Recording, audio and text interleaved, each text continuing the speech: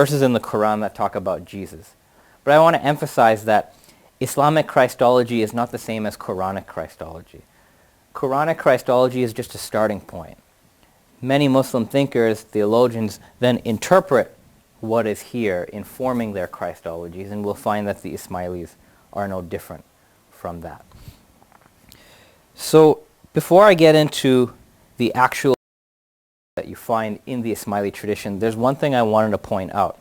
So in Shia Islam, one could say that religion, religious life, spirituality for Shia Muslims revolves around the figure of the Imam. The Imam is the axis of Shi'i Islam.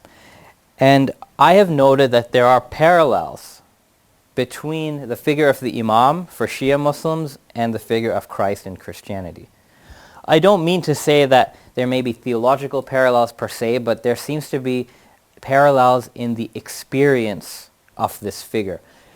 Christians experience Jesus as literally God's revelation to them. Shia Muslims experience the Imam as God's revelation. And here's an example.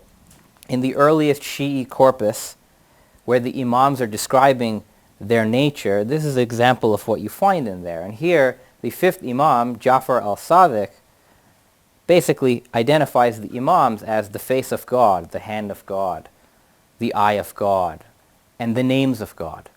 So what we see is that the Imam for Shi'i Muslims is sort of like a human revelation of God. I also noted that there are parallels in the way that the Imams are described in the Shi'i corpus, and that Christ himself, certain I am statements he makes in the Gospels. And here's an example. These are statements from Jesus that are from the Bible.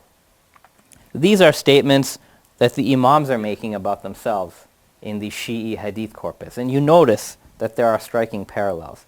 So without even getting into Christology yet, I would propose that a student of comparative theology, I think, ought to explore this sort of area. I think there could be some fruitful work done. There has not much has been done.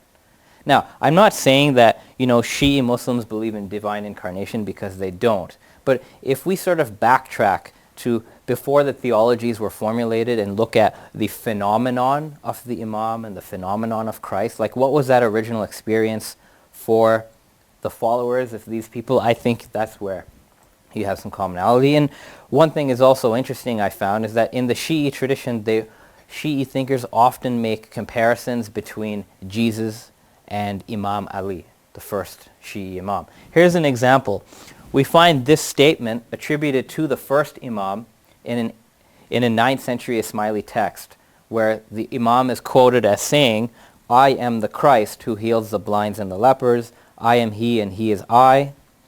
Indeed, Christ is the establisher of the truth. He is the king of this world and of the hereafter. Jesus, the son of Mary, is from me and I am from him."